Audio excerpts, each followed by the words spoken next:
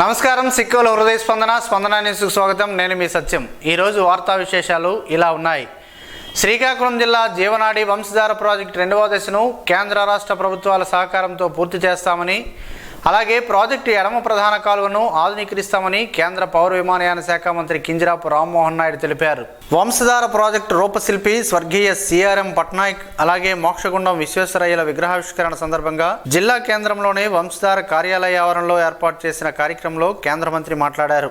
త్వరలోనే నాగవలి వంశధార నదుల అనుసంధానాన్ని కూడా పూర్తి చేస్తామని, తాను పార్లమెంటు సభ్యుడిగా పార్లమెంట్లో ఈ అంశాన్ని ప్రస్తావించానని, వీటిని పూర్తి చేసే బాధ్యత తనపై ఉందని స్పష్టం చేశారు. ఇందుకోసం ప్రపంచ బ్యాంకు నిధులైనా కేంద్ర నిధులైనా తీసుకొస్తామని పేర్కొన్నారు. నేరేడు బ్యారేజీకి సంబంధించి ఒడిశాతో ఉన్న అడ్డంకులను తొలగించేందుకు అవసరమైతే ముఖ్యమంత్రి నారా చంద్రబాబు నాయుడుతో ఒడిశా ముఖ్యమంత్రిని కలిసేలా ఏర్పాటు చేసి 2 రాష్ట్రాల మధ్య ఇబ్బందులు లేకుండా నేరేడు బ్యారేజీని పూర్తి చేస్తామని హామీ ఇచ్చారు. మనం అందరం కూడా డ్రాయింగ్స్ కూడా గీసుకొని ఈ ప్రాజెక్ట్ కి ఈ సామర్థ్యతతో ఇంత హైట్ తో ఇంత మనం డబ్బు ఖర్చు పెడితే ఈ ప్రాజెక్ట్ చేయొచ్చని అందరికీ కూడా, ముఖ్యంగా ఇంజనీరింగ్ చదివినటువంటి ప్రతి ఒక్కరికి కూడా ఒక అవగాహన ఉంటుంది. కానీ ఎక్కడ మిస్ అవుతుంటాం అంటే ప్రాక్టికాలిటీ మిస్ అవుతాం. అక్కడ ఉన్నటువంటి సమస్యలు కానీ లీగల్ ఇష్యూస్ కానీ ఇవన్నీ కూడా మిస్ అయినప్పుడు మనం పేపర్ మీద గీసినటువంటివన్నీ కూడా వాస్తవ రూపం దాల్చాలంటే అనేక రకాలైనటువంటి సమస్యలు వస్తాయి. కానీ సిఆర్ఎం పట్నాయక్ గారు వాస్తవాలను కూడా గ్రహించి ఖచ్చితంగా ఈ ప్రాజెక్ట్ మనం పూర్తి చేయాలనంటే దీనికి ఏ రకంగా ఈ యొక్క సమస్యను పరిష్కరించాలని ఆలోచించి 2 ఫేజులుగా విడదీయడం అనేటటువంటిది మనమందరం కూడా మనం చేసేటటువంటి భవిష్యత్తు ప్రాజెక్టులు కూడా ఖచ్చితంగా ఆయన అవలంబించినటువంటి విషయాన్ని, అది ఏ రకంగా ఆయన చేశారో ఆయన ఆలోచనలన్నీ కూడా గ్రహించి మనం కూడా భవిష్యత్తులో ప్రాజెక్టుల వైపు ఆ పాజిటివిటీతో ముందుకు వెళ్ళాలనేది కూడా ఇరిగేషన్ సెక్టర్ లో ఉన్నటువంటి అధికారులందరికీ కూడా ఈ సభాముఖంగా తెలియజేస్తున్నాను. మనం ఎప్పుడైతే ఆయన్ని సంపూర్ణంగా అర్థం చేసుకొని ఆయన కార్యక్రమాల్ని ఆదర్శంగా మనం తీసుకొని ముందుకు వెళ్తామో ఆయనకి నిజమైన గౌరవం, నిజమైన నివాళులు అర్పించిన వాళ్ళం అవుతామని తెలియజేస్తున్నాను. 2 నెలలుగా ఈ యొక్క కార్యక్రమం చేయాలనేది మరి వాళ్ళ తాలూకు కుటుంబ సభ్యుల నుంచి చాలా తాపత్రయంతో ఇది ఆర్గనైజ్ చేస్తూ వస్తున్నాం. మనం ఇంజనీర్స్ డే నాడే చేసుకుని ఒక రకంగా ఒక మంచి దినం నాడు ఈ కార్యక్రమాన్ని నిర్వహించిన వాళ్ళం అవుతామని ముందుగానే ఒక నిర్ణయం తీసుకోవడం జరిగింది. కానీ యాదృచ్ఛికంగా ఆ డేట్ కూడా మనకి అవ్వకుండా అక్టోబర్ 2 నాడు ఆయన జన్మదినం నాడే మళ్ళీ జరిగిందని అంటే నిజంగా ఇది ఆయన నిర్ణయించుకున్నటువంటి డేట్ గానీ మనం భావించాలి. సిఆర్ఎం పట్నాయక్ గారి నిర్ణయించుకొని ఫలానా తేదీ నాడు పెద్దలందరూ కూడా కలిసి ఇక్కడ ఈ కార్యక్రమం నిర్వహించుకుంటే కేవలం నాకు గౌరవించి సన్మానించినటువంటి విధంగానే కాకుండా ఇరిగేషన్ మీద జిల్లాకి సంబంధించి మంచి కార్యక్రమాలు జరుగుతాయనే ఆలోచనతో బహుశా ఈ రోజు ఆయన నిర్ణయించుకున్నారేమో అని నాకు అనిపిస్తుంది. మరి ఈ రోజు కూడా చాలా చక్కగా ఇరిగేషన్ ఉన్నటువంటి కొన్ని సమస్యలు కానీ భవిష్యత్తు తీసుకోవాల్సినటువంటి నిర్ణయాల మీద కూడా కొన్ని ఆలోచనలు కూడా మనం అందరం కూడా మాట్లాడుకున్నాం. అది ఖచ్చితంగా భవిష్యత్తులో, ఎందుకనంటే అది పూర్తి కాలేదు. సిఆర్ఎం పట్నాయక్ గారి తాలూకా ఆలోచన ఏదైతే వంశధార ప్రాజెక్టుకి సంబంధించిందో అది పూర్తి చేయాల్సినటువంటి బాధ్యత నేటి ప్రజాప్రతినిధులుగా మా అందరి మీద ఉంది, నేడు ఇరిగేషన్ డిపార్ట్మెంట్ మీద ఉంది. ఈ రోజు ఎంతకంటే సువర్ణమైన అవకాశం మన జిల్లాకి రాదు. కేంద్ర మంత్రిగా మనకు అవకాశం ఉంది, రాష్ట్ర మంత్రిగా అవకాశం ఉంది. ఈ రోజు ప్రభుత్వం కూడా పెద్ద ఎత్తున ఇరిగేషన్ మీద దృష్టి పెట్టి చంద్రబాబు నాయుడు గారు కూడా ఆంధ్రప్రదేశ్ రాష్ట్రం మళ్ళీ టాప్ 5 స్టేట్స్ లో ఉండాలనంటే దానికి ప్రధాన కారణం ఇరిగేషనే కావాలనేది ఆయన కూడా దృష్టి పెట్టి ఉన్నారు. కాబట్టి అన్ని రకాలుగా అనుకూలమైనటువంటి సన్నివేశాలు మనకున్నాయి. దాన్ని వినియోగించుకొని మనం సిఆర్ఎం పట్నాయక్ గారి తాలూకా ఆశయాలని, ముఖ్యంగా వంశధార ప్రాజెక్టుకి సంబంధించినటువంటి ఆశయాన్ని పూర్తి చేయడానికి అందరం కూడా కలిసికట్టుగా శ్రమించాలి. రాష్ట్ర వ్యవసాయ శాఖ మంత్రి కింజరాపు అచ్చెన్నాయుడు మాట్లాడుతూ ప్రజలకు ఉపయోగపడే వ్యక్తులు చరిత్రలో చిరస్థాయిగా మిగిలిపోతారని తెలిపారు. ఈ కార్యక్రమం మనందరం అదృష్టం. ఆ రోజు మార్చి తండ్రిలో పనిచేశారు, నాగార్జున సాగర్లో పనిచేశారు. ఆ అనుభవాన్ని మిళితం చేసుకొని ఎక్కడో పనిచేసి సేవలు అందించడం కంటే ఈ జిల్లాలో పుట్టాను, ఈ జిల్లాలో అపారమైనటువంటి వనరులు ఉన్నాయి. గలగల పారినటువంటి గోదావరి ఏదైతే కోనసీమ జిల్లాకు ఉందో, మన జిల్లాకి వంశధార ఉంది, నాగావళి ఉంది, బహుదా ఉంది. ప్రతి సంవత్సరం 1000 క్యూసిక్కుల నీరు సముద్రంలోకి వెళ్ళిపోతుంది. ఈ జిల్లా ఎప్పుడు కరువు కాటకాలతో ఉంటుంది. ఈ జిల్లా నుంచి ఈ దేశం రాష్ట్రం ప్రతి ప్రాంతానికి ఈ జిల్లా ప్రజలు వలసలు వెళ్ళిపోతున్నారు. ఈ జిల్లాలో నీటి వనరులు ఉపయోగించుకొని కొంతవరకైనా మనం ఈ జిల్లాకు ఉపయోగపడాలని మేధాశక్తిని ఉపయోగించారు. వంశధార ప్రాజెక్టు కంటే ముందు నారాయణపురంగా కొన్ని మైనర్ ఇరిగేషన్ ప్రాజెక్ట్స్ అన్నీ కూడా ఈ జిల్లాకి అందించి చాలా వరకు సాగునీరుకి అవకాశం కల్పించినటువంటి వ్యక్తి. ఈరోజు ఎంత ఆనందపడతానంటే గోదావరి జిల్లాల్లో పర్యటన చేస్తే ఆ పచ్చని పొలాలు కనిపిస్తే మనందరికీ గుర్తున్న వ్యక్తి సరార్థన్ కాటన్ గారు. శ్రీకాకుళం జిల్లాలో ఈ పచ్చని ప్రాంతాల్లో పర్యటన చేస్తే మనందరికీ గుర్తున్న వ్యక్తి సిఆర్ఎం పట్నాయక్ గారని రోజు గర్భంగా చెప్పదలిశారు. కార్యక్రమంలో శ్రీకాకుళం శాసనసభ్యులు Gundu Shankar, north coast CE Sugunakar Rao, Vamsadhara SC Rambabu, APTPC chairman Vajja Baburao, DCCB మాజీ చైర్మన్ డోల జగన్, ఒడిశా విశ్రాంత chief engineer CV Prasad, CRM Patnaik కుమారుడు సి ఈశ్వర్ మోహన్, అల్లుడు కల్నల్ పివి రమణారావు తదితరులు పాల్గొన్నారు. సమస్యలు లేని సుందర శ్రీకాకుళం నిర్మాణమే ధ్యేయంగా అడుగులు వేస్తున్న స్థానిక ఎమ్మెల్యే గుండు శంకర్ మరో వినూత్న కార్యక్రమానికి శ్రీకారం చుడుతున్నారు. శ్రీకాకుళం నగరపాలక సంస్థ పరిధిలోని సమస్యల పరిష్కారానికి ప్రజలకు సదావకాశాన్ని కల్పిస్తున్నారు. ఈ మేరకు ప్రజల నుంచి నేరుగా ఆయన వినతులు స్వీకరించనున్నారు. కార్పొరేషన్ కార్యాలయం వేదికగా శుక్రవారం ఎమ్మెల్యే గుండు శంకర్ ప్రజా దర్బార్ కార్యక్రమాన్ని ప్రారంభించనున్నారు. నగరపాలక సంస్థ పరిధిలోని అన్ని విభాగాలకు సంబంధించిన సమస్యలపై ప్రజల నుంచి వినతులు స్వీకరించనున్నట్లు ఆయన తెలిపారు. ఇందుకు గాను డివిజన్ల వారీగా షెడ్యూల్ రూపొందించామని, వ్యక్తిగత సామాజిక సమస్యల ప్రజా దర్బార్లో తన దృష్టికి తీసుకురావచ్చని పేర్కొన్నారు. ఆయా సమస్యల పరిష్కారానికి త్వరితగతిన చర్యలు తీసుకుంటామని తెలిపారు. శుక్రవారం ఉదయం 9 గంటల నుంచి సాయంత్రం 5 గంటల వరకు వినతులు స్వీకరించడం జరుగుతుందని, నగరవాసులు ఈ కార్యక్రమాన్ని సద్వినియోగం చేసుకోవాలని ఎమ్మెల్యే గుండు శంకర్ కోరారు. ఈ నెల 4 నుంచి శ్రీకాకుళం నగరంలో రెసిపీ బ్రో యాప్ను ప్రారంభించనున్నట్లు యాప్ రూపకర్త శ్రీహర్ష కోట వెల్లడించారు. ఈ మేరకు గురువారం ఆయన మీడియాతో మాట్లాడారు. శ్రీకాకుళం నగరానికి చెందిన శ్రీహర్ష కోట గత 5 ఏళ్లుగా సాఫ్ట్వేర్ డెవలపర్గా పనిచేస్తున్నట్లు, ఆ ఉద్యోగం వదిలి శ్రీకాకుళం నగరంలో ఫుడ్ డెలివరీ బిజినెస్లోకి ప్రవేశించినట్లు తెలిపారు. ఇతర ఫుడ్ డెలివరీ యాప్ల కంటే రెసిపీ బ్రో యాప్ ఫుడ్ను ఆర్డర్ చేసుకుంటే 50 రూపాయల నుంచి 100 రూపాయల వరకు తగ్గుతుందని తెలిపారు. యాప్ను ప్రస్తుతం శ్రీకాకుళం నగరంలో అందుబాటులోకి తీసుకొచ్చామని, త్వరలో రాష్ట్ర వ్యాప్తంగా దేశవ్యాప్తంగా మరిన్ని సౌకర్యాలతో యాప్ను రూపొందించనున్నట్లు తెలిపారు.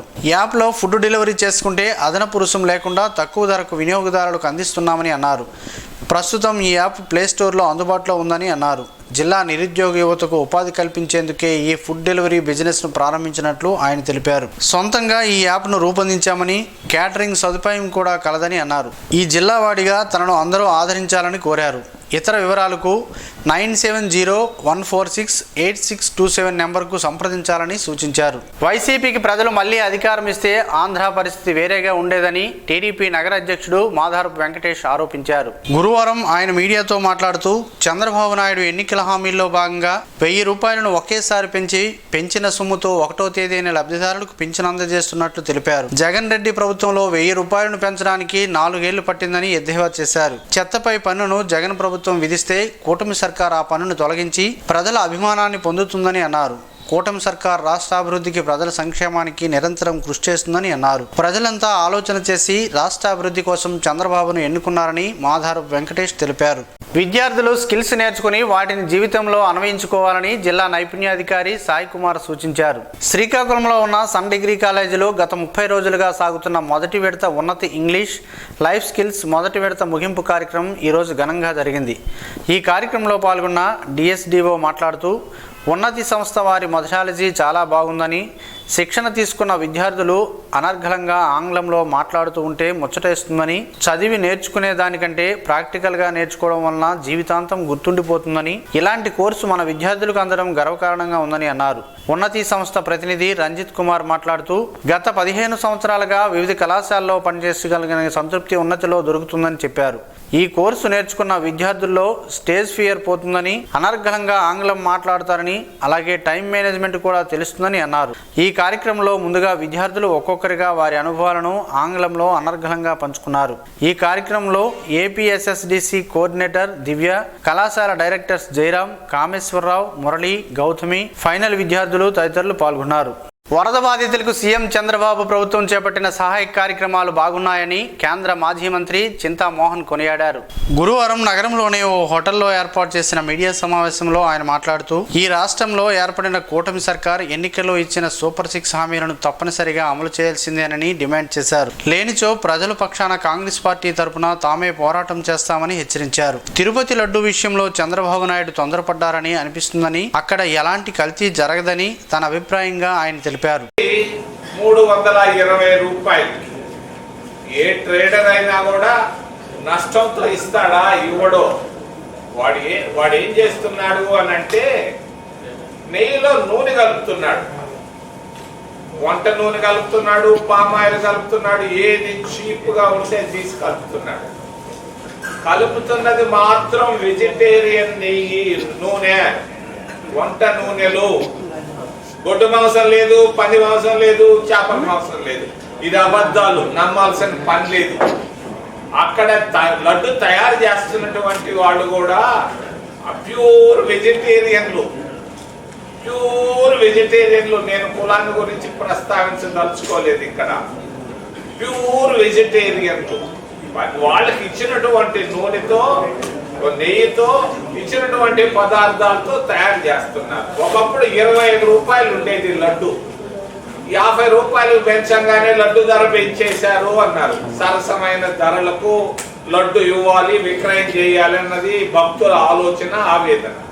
దాని ప్రకారంగానే 50 రూపాయలకు అమ్ముతున్నారు. 3-4 లక్షల మరి లడ్లు ప్రతిరోజు బయట వెళ్తుంటాయి, భక్తులు తీసుకొని వెళ్తుంటారు. ఈ పరిస్థితుల్లో మరి నాన్ వెజిటేరియన్ తినకూడని పదార్థాలు మాత్రం లేవు. కల్తీ మాత్రం నెయ్యిలో నూనె పోసారు. ఇది వాస్తవం. దీన్ని ప్రతి ఒక్కరూ మాట్లాడటం జరుగుతూ ఉంది. మరి తిరుపతి లడ్డు రాజకీయాల్లోకి రావడమే కాదు, సుప్రీంకోర్టు కూడా వెళ్ళింది. ఈ రోజు బహుశా వాళ్ళు ఏదో మాట్లాడబోతారు.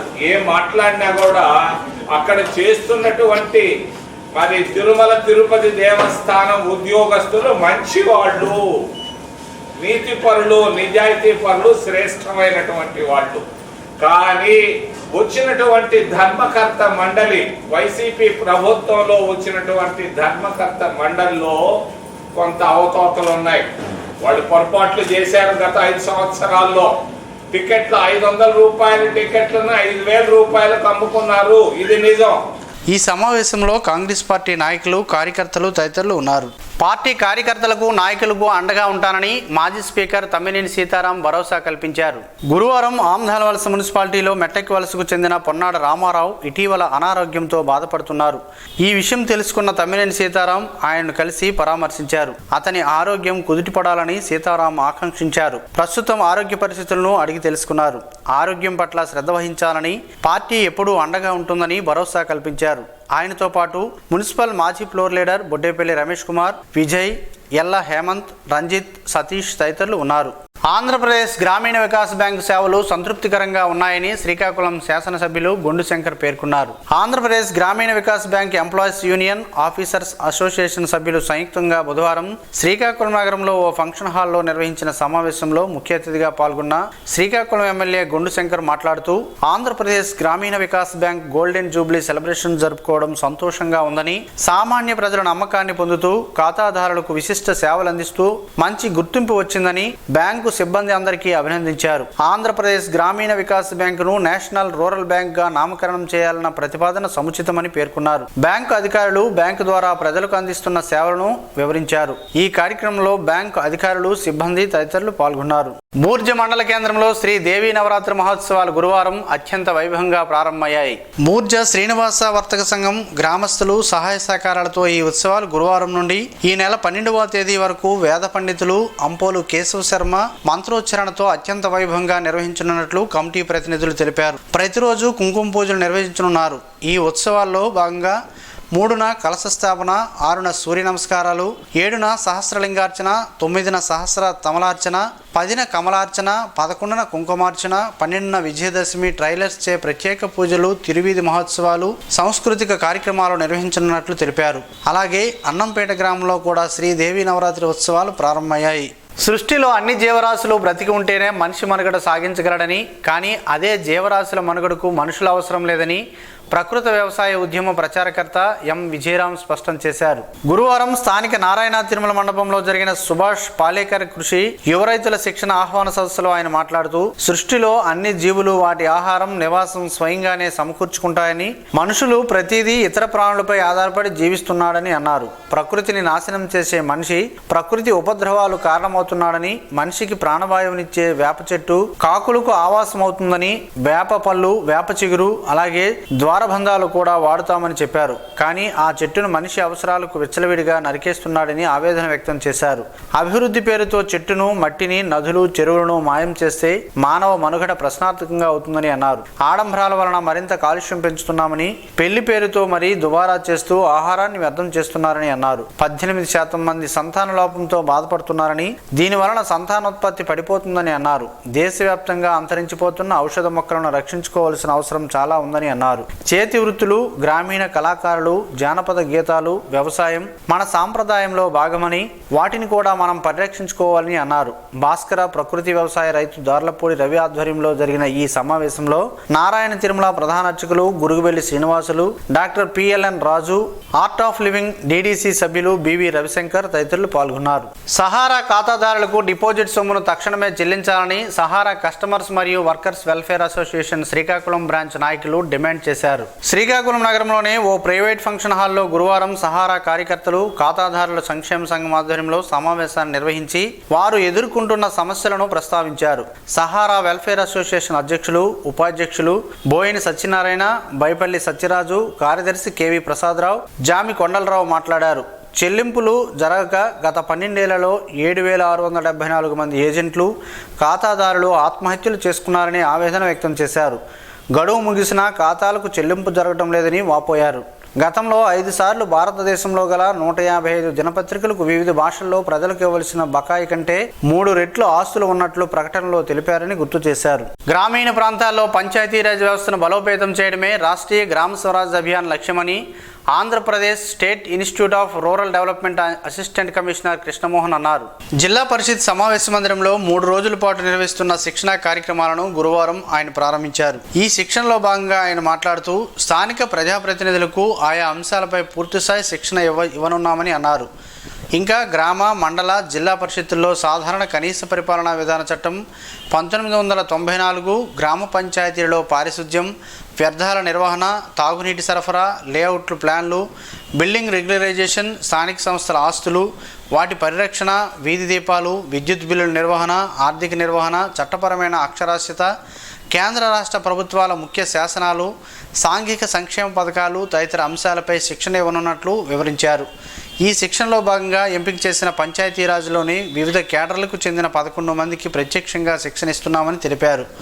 ఈ శిక్షణలో జిల్లా పరిషత్ ముఖ్య కార్యనిర్వహణాధికారి వెంకటరామన్, జిల్లా పంచాయతీ అధికారి ఆర్ వెంకటేశ్వరరావు, జిల్లాలోని 30 మండలాలకు చెందిన ఈఓపీఆర్డీలు, ఎంపీడీఓలు తదితరులు హాజరయ్యారు. నగరంలోనే స్థానిక శర్వాణి విద్యాలయంలో గురువారం స్కూల్ అధినేత అందవరపు సూరిబాబు చేతుల మీదుగా ఆటో డ్రైవర్లకు క్యారేజీలను అందజేశారు. ఈ సందర్భంగా ఆయన మాట్లాడుతూ, డ్రైవర్లు వృత్తిపరంగా మంచి సేవలు అందిస్తున్నారని, పిల్లలను సకాలంలో స్కూల్కి తేవడంలోనూ అలాగే ఇంటి వరకు తీసుకువెళ్లడంలో కీలకంగా పనిచేస్తున్నారని కొనియాడారు. పాఠశాల యాజమాన్యం నిర్వహించే కార్యక్రమంలో డ్రైవర్ల పాత్ర కీలకమని గుర్తు చేశారు. వారి సేవలకు ఎంత ఇచ్చినా తక్కువేనని అన్నారు. ప్రతి పని పవిత్రమైందని ఆయన తెలిపారు. ఈ కార్యక్రమంలో స్కూల్ కరస్పాండెంట్ ఆంజనేయులు, హెచ్ఎంకే రేఖ, ఉపాధ్యాయులు తదితరులు పాల్గొన్నారు. మన రోజువారీ ఆహారంలో అల్లం రసాన్ని చేర్చడం వల్ల అనేక ఆరోగ్య ప్రయోజనాలను పొందవచ్చని ఆరోగ్య నిపుణులు చెబుతున్నారు. ఆ వివరాలేంటో ఈరోజు ప్రసారమయ్యే ఆరోగ్యమే మహాభాగ్యంలో తెలుసుకుందాం.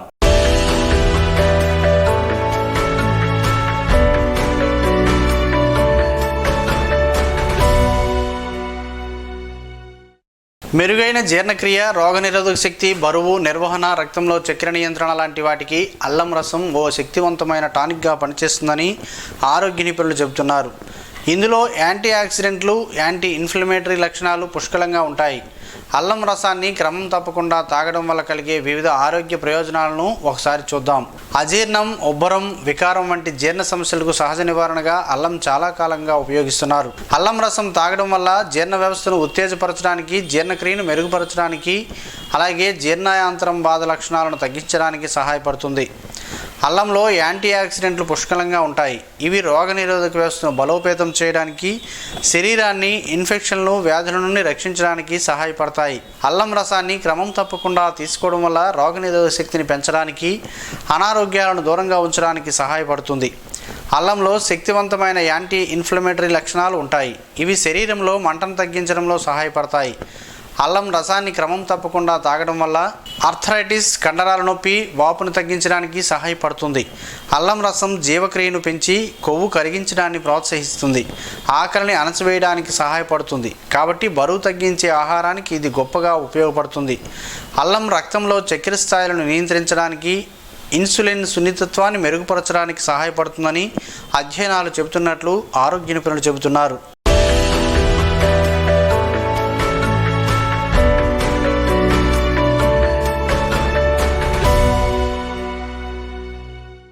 ఈరోజు వార్తల్లో ఒక మంచి మాటను విందాం, ఆచరిద్దాం. సమాజ శ్రేయస్సును కాంక్షిస్తున్న మహనీయుల మాటల్లో నుంచి ఈరోజు.